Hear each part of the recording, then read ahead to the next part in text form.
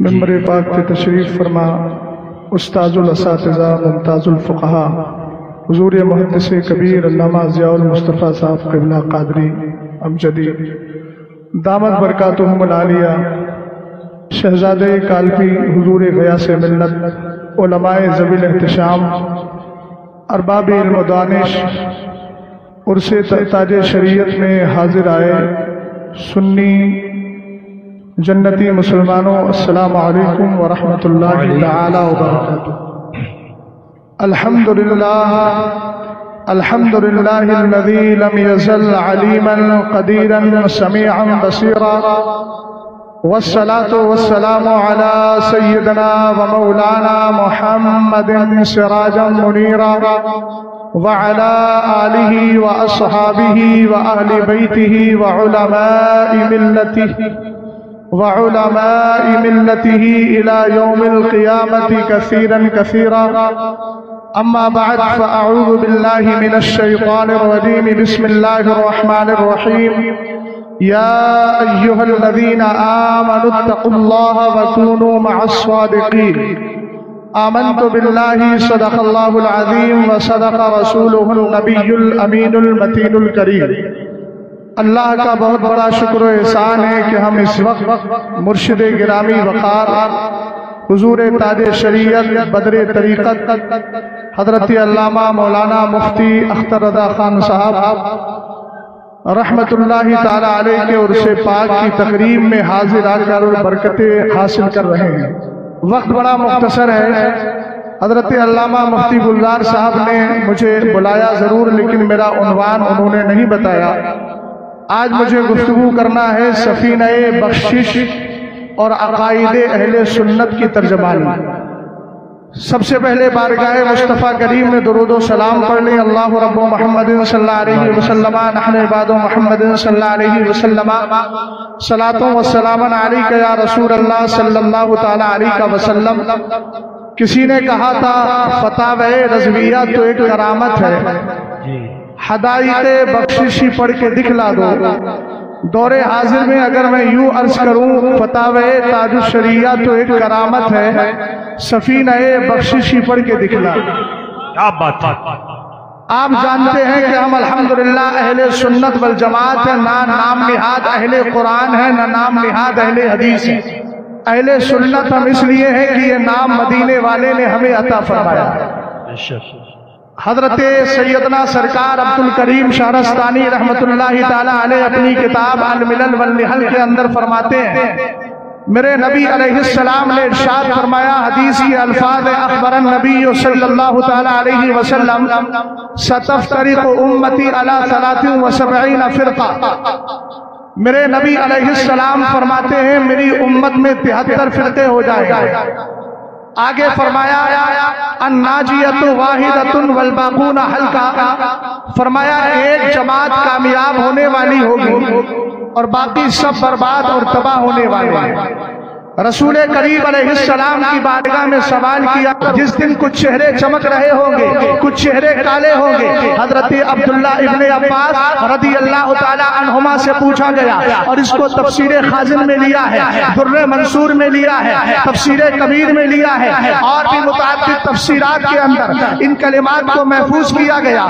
آپ نے فرمایا تب یبدو وجوہ اہل السنت والجماعہ وتسود وجوہ اہل البدعۃ والضلال۔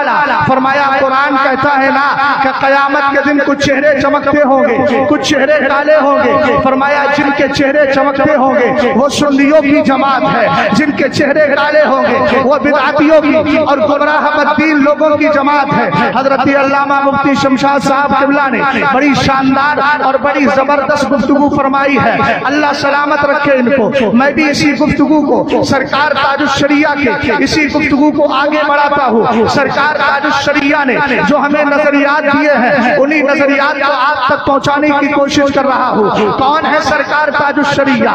اعلیٰ حضرت کے سچے وارث کا نام تاج الشریعہ ہے، جانشین مفتی اعظم کا نام تاج الشریعہ ہے۔ ایک سسٹم بیان کیا گیا ہے، ہمارے مفتی ابی یوسف صاحب قبلہ نے کہا تھا رسولان نظام کے بعد اور پیغمبران نظام کے بعد یہ سلسلہ تبلیغ علماء کے ذمے کی گئی ہے۔ الحمدللہ سرکار خود فرماتے ہیں یحملوا हाज़ल इल्म मिन कुल्ली खलफिन उदूलुहु यनफून तहरीफ अलगालीन वत्तिहाल अलमुब्तिलीन व ताबील अलजाहिलीन। सरकार ने फरमाया अच्छे जानशी पैदा होंगे, वो अच्छे जानशी किसके होंगे?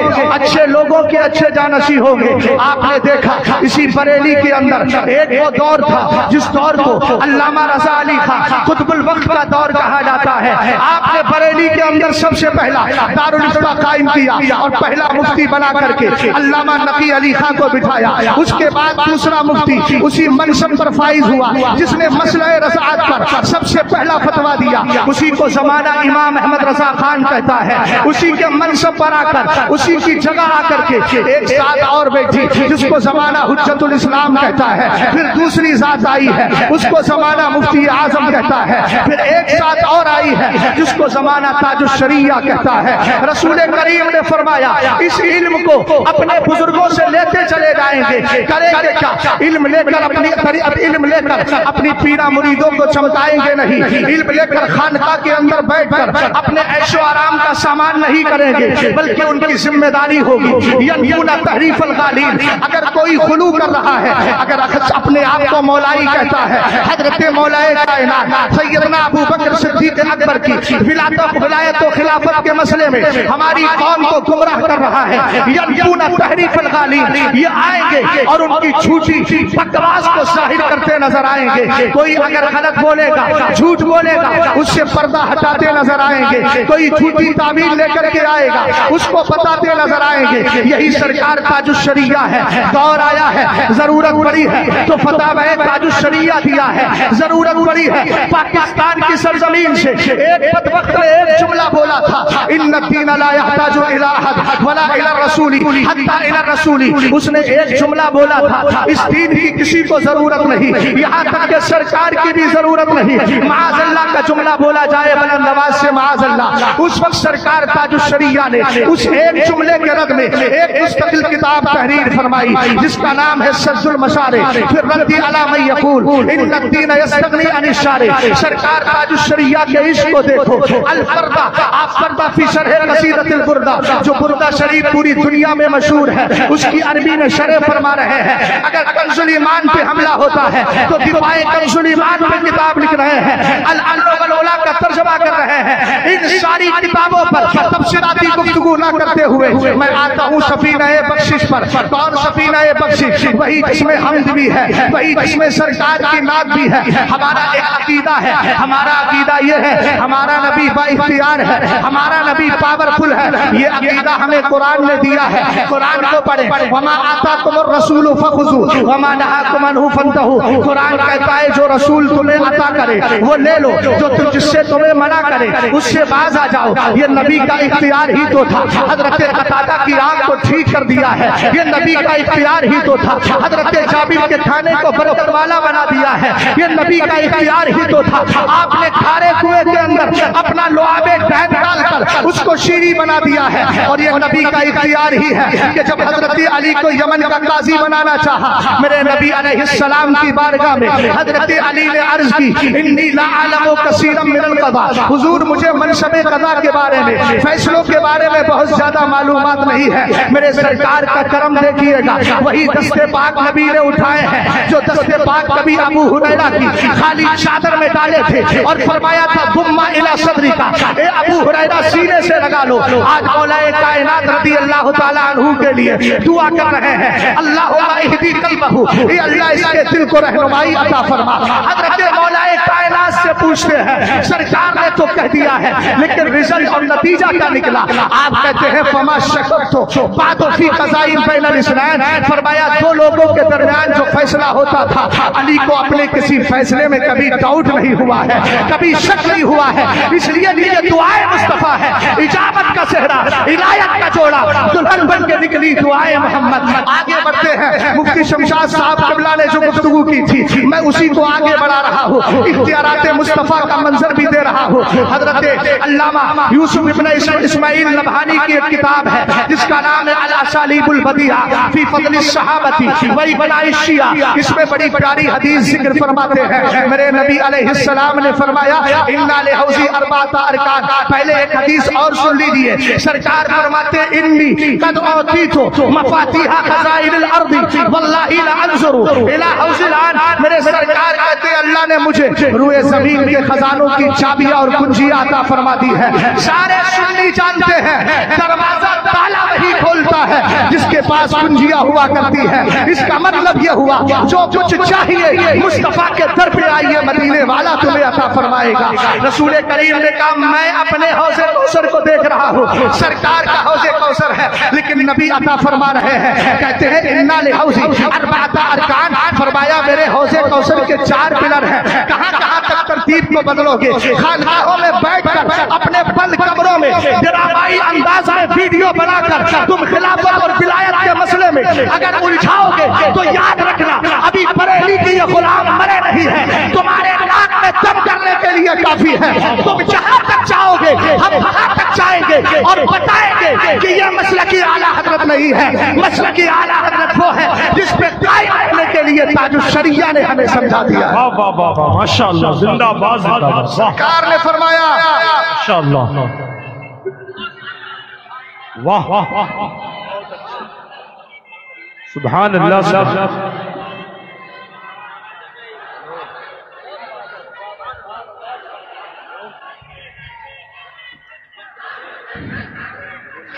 سرکار علیہ السلام فرماتے اِنَّا لِحَوْزِ أَرْبَعَةَ أَرْكَانٍ، فرمایا میرے حوض کوثر کے 4 پلر ہیں۔ اب ذرا ترتیب دیکھیے گا، آپ اگر الجزء المفقود من الجزء الاولی من مصنف عبد الرزاق کے جو ابتدائی اوراق ہیں اور جو ابتدائی ابواب ہیں ان کا مطالعہ کریں گے آپ کو پتا چل جائے گا۔ حدیث نور میں یہ ترتیب اس وقت بیان کی گئی ہے جب ابو بکر صدیق اکبر دنیا میں نہیں آئے ہیں۔ سرکار علیہ السلام بھی جسم و جسمانیت کے ساتھ تشریف نہیں لائے تھے، میرے نبی نے خود فرمایا تھا اللہ نے میرے نور سے کہا اے نور مصطفی ذرا آگے دیکھ، پیچھے دیکھ، دائیں دیکھ، بائیں دیکھ۔ سرکار علیہ السلام فرماتے ہیں میرے نور نے سامنے دیکھا تو نور نظر آیا، پیچھے دیکھا تو نور نظر آیا، دائیں دیکھا تو نور نظر آیا، بائیں دیکھا تو نور نظر آیا۔ یہ پہلا نور ابو بکر کا تھا، دوسرا نور عمر کا تھا، تیسرا نور عثمان کا تھا اور چوتھا نور حضرت مولا کائنات کا تھا۔